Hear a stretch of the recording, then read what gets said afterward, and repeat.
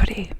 So, tonight I thought I could do a little book tapping, and to set the vibe, I have this candle that one of my friend's siblings made, and this is from Homebody, Minnesota Candles, and it's called Shut Up, I'm Reading, and the notes are jasmine, amber, and patchouli.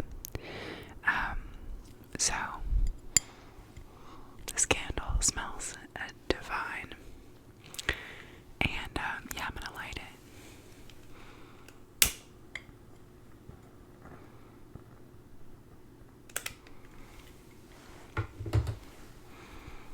For maximum coziness.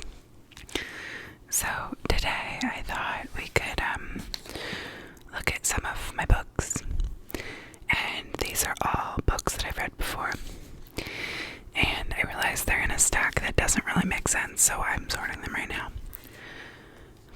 But I've got some hardback books and some paperback books, and let's get after it.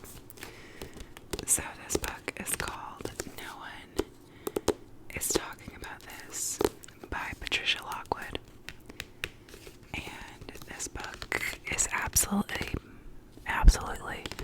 bizarre. It's a pretty small book, both lengthwise and size-wise, and it's got this beautiful cover that is like this infinite loop that's reflective with a rainbow in the background, like floating in a sunset sky. And this is also a novel by the author of Priest Daddy, which I also picked up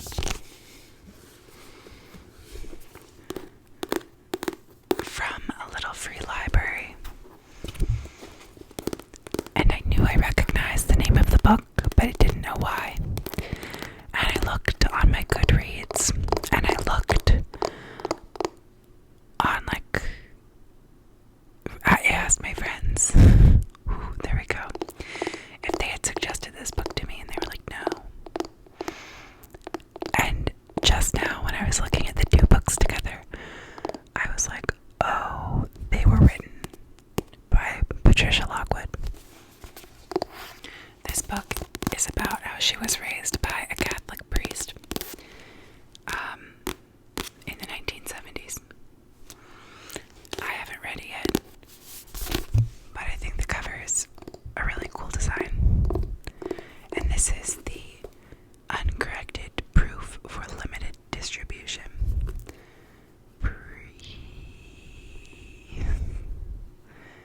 I have to think so hard about this. Oh my gosh.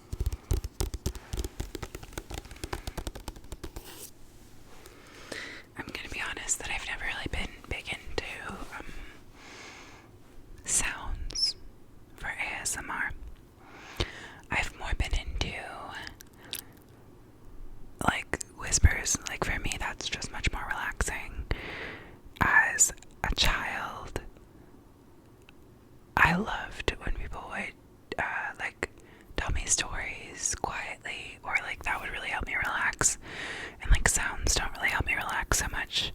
So I'm really stepping out of my comfort zone. And still talking a whole hell of a lot. This book is called All Adults Here by Emma Straub.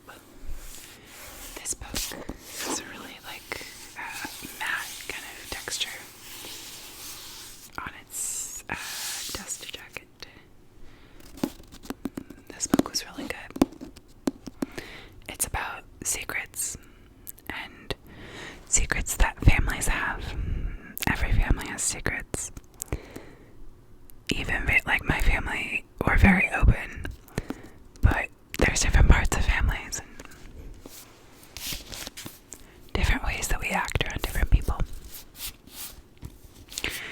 And this book is about that, and about kind of letting go of the hold that secrets can have on us.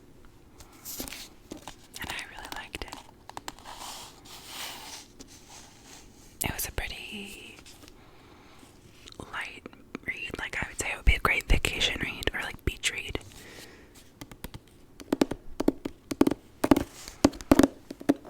I worry that this kind of tapping is too loud.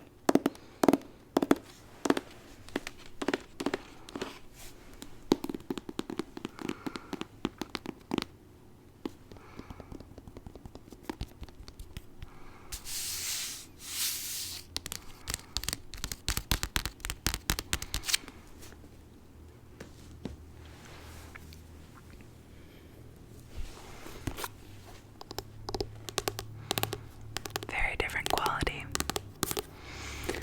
This book is called March, Book 3, and it's written by Congressman John Lewis.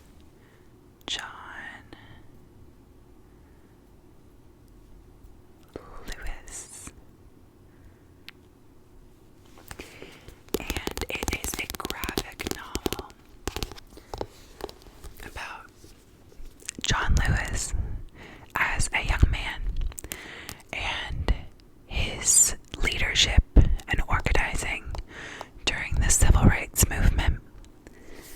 And it is fascinating and a beautiful and thought-provoking and relevant and great portrait of the brutality and the courage and persistence of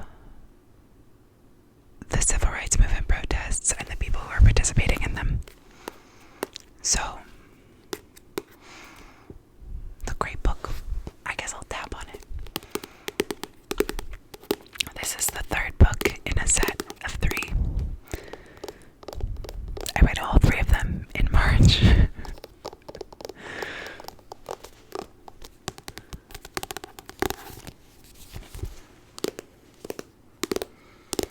I think this would be a great book to teach in middle school or early high school, or maybe even 5th grade. It's very accessible because it's in a graphic novel format. This book smells really crisp.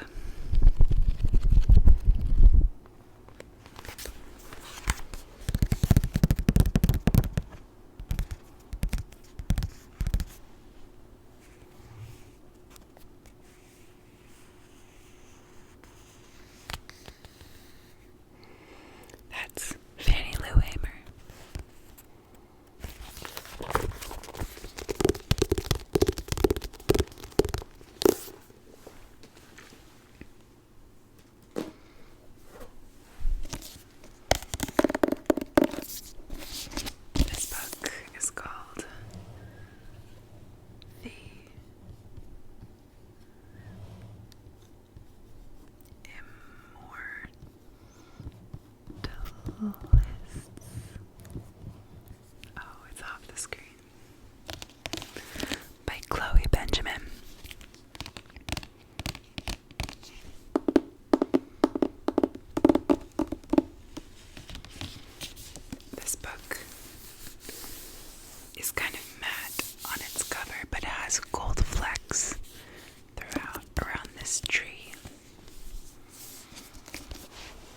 this book.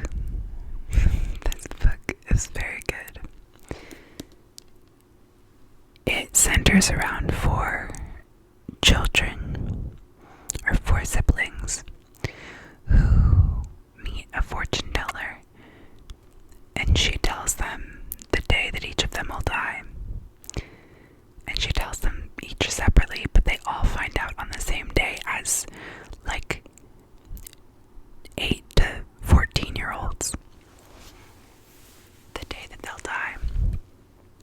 And then it's just the stories of their lives. And their relationships with one another and with their family. And their family is Jewish. And I think this is kind of an interpretation of the tree of life on the cover. And I really like this story because I haven't read a lot of books that center around Jewish characters that aren't solely about the Holocaust, I guess, and don't center around like trauma. And I think this book it is a good story about a Jewish family that doesn't center around anti-Semitic trauma. Not to say that there aren't books, but like I just have never read a book that centers Judaism the way that this book did.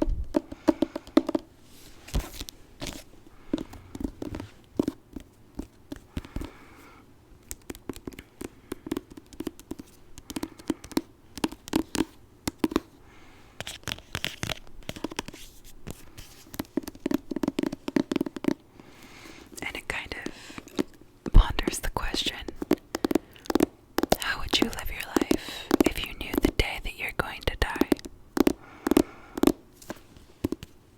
It definitely by no means answers that question,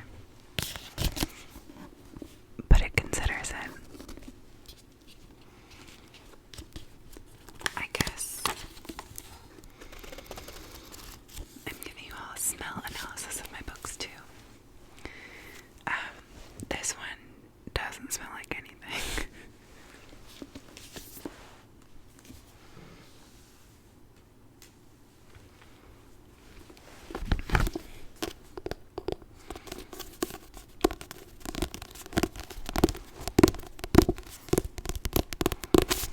This book is called On Trails.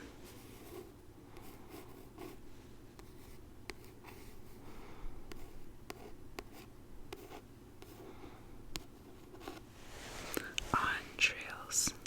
Ooh, yeah. By Robert Moore. And I really liked this book a lot. This book is, you guessed it, about trails.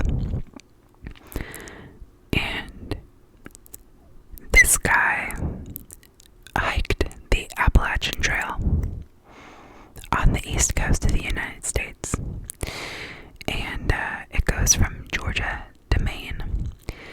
And he began wondering, like, how did trails form? And then he traveled the globe and explored all kinds of trails. So he talks about like microbial and fossilized trails. And then he talks about other kinds of trails. I don't remember specifically. But this is a fantastic book if you're an outdoorsy type person. Honestly, if you're not also and you just like are fascinated by the world.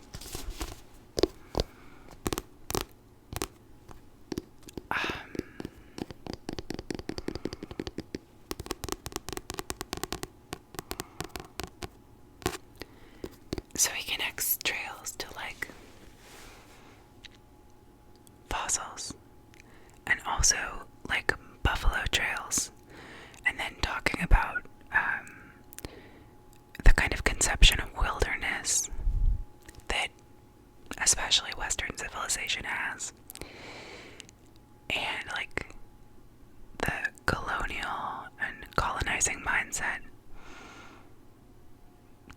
contributes to how we perceive wilderness.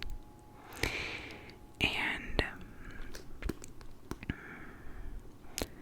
he talks about indigenous stewardship of land and how that was pretty disregarded and still is pretty disregarded in America, in the United States. Yeah, that's a lot to get into, but it's a really, really enthralling book. So, this book, this book smells good. I think I read this on a trip, maybe. Where would I have been? Oh, I took this. I was thinking, where would I have gone on a trip in the past year? But I took this on a hiking trip. On brand. And my bookmark is a check. Oh. So, my grandpa lives with my parents. And, he's 90, so he's pretty old. He's 93. And he's really particular about getting his hair cut. And he'll, before this past year and the events that were held in it, he would, take himself to Supercuts, every 3 or 4 weeks and get a haircut because he, didn't like to be unkempt, which, right on, good for you. But, of course, the events of the past year happened and he was no longer able to go do that, obviously. And so he kept asking me and my mom, and my mom doesn't have really any hair cutting jobs, and I don't really either, but I cut my mom's hair. She has very, very curly, wavy, frizzy hair, and so it's pretty easy to cut. It's pretty forgiving. You can just chop things off, and for me, I don't think I could do that for my own hair, but I can do it for hers. And so my grandpa kept asking and kept asking and kept asking for one of us to cut his hair, and we were both like, no. And also, we think his hair looks better when it's grown out. And so he brought me a check and said, if you cut my hair, I will give you this check. And at that point, it was so cute. He said, I'm paying you what I pay the girl at Supercuts or Smart Clips or whatever, Great Clips. And I was like, Grandpa, oh my God, you just had to ask. He had been asking. I don't know. It was cute. And so the check in here is the check he made out to me for cutting his hair, which I don't think I ever deposited and instead used as a bookmark for my book. Alright, so the last book that I'm gonna show you is this one. And as we're winding down, it's a wonderful book to talk about. This book is called Daring Greatly by Brené Brown. The subtitle is How the Courage to be Vulnerable Transforms the Way We Live, Love, Parent, and Lead.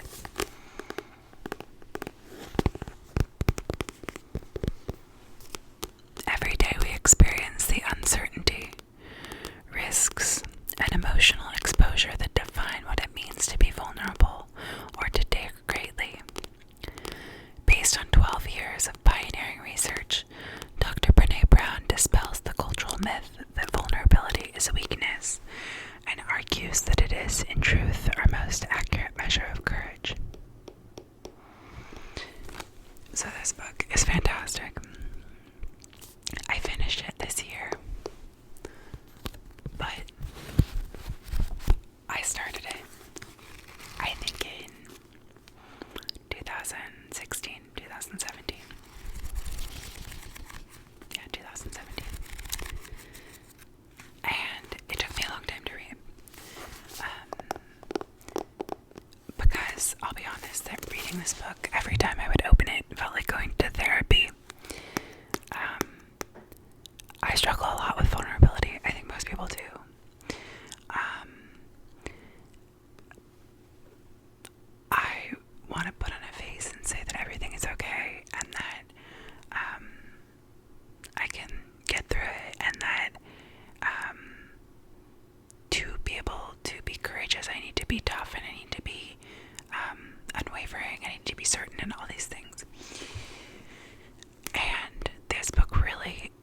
shook that believe in me that my power comes from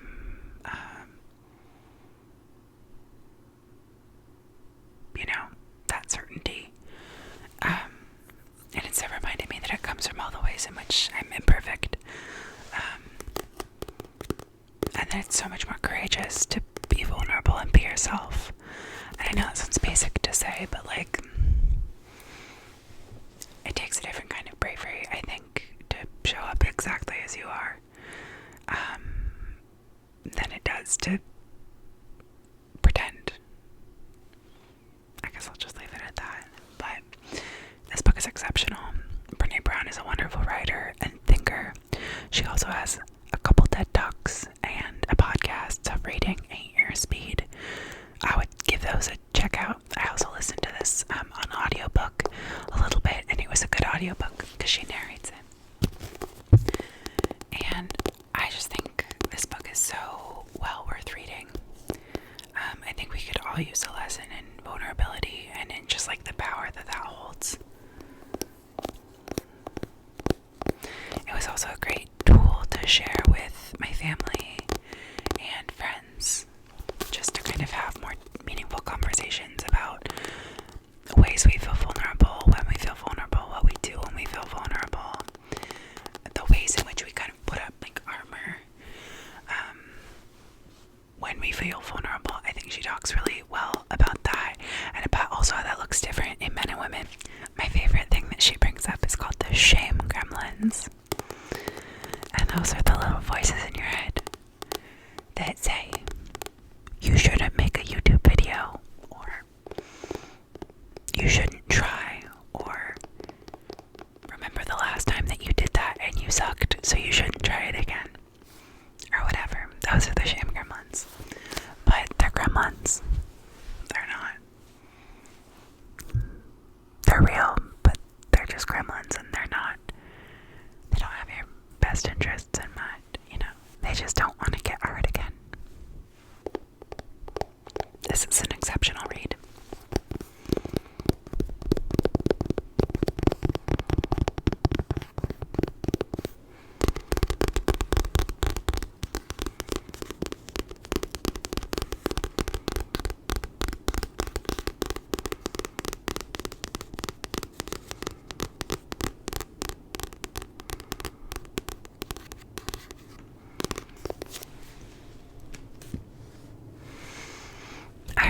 I've got, so I'm gonna sign off.